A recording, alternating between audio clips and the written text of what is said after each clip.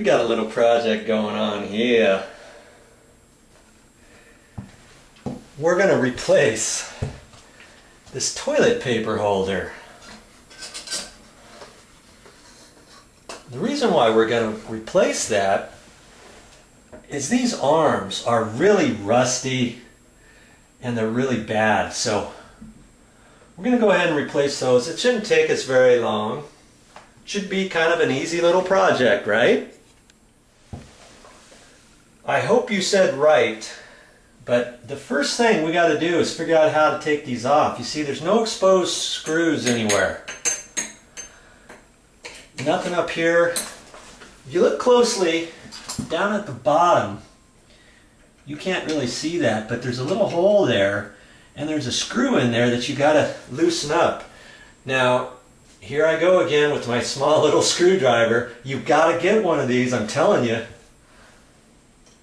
Put that up there. Most of the time you need a little screwdriver like this. If you get lucky, you should be able to unscrew that. Sometimes the screw head breaks off or it's rusty in there. So you just have to work at it. This is on a tile wall, so it should be easy enough to pull off. There you go. You see there? This little set screw goes up underneath there, and that holds it on. There's another little notch up here that fits over the top. And that's so you got to have the top fit down, push down, and tighten up at the bottom. So you can't do this project if you don't have this little screwdriver.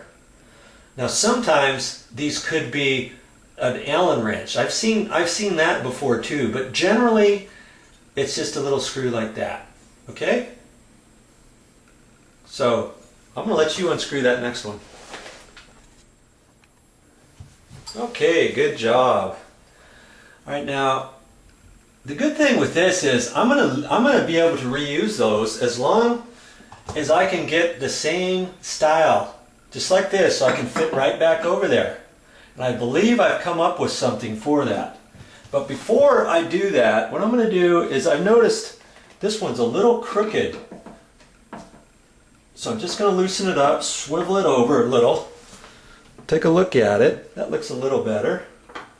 This one's slightly off too. It's not that critical, I guess.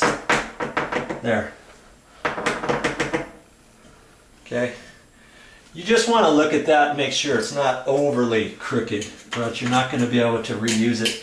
The good thing about that is, see, there's 3 holes. There's one hole for the screw, and there's a couple other holes over here. Now they could have installed it with a screw to the left and right.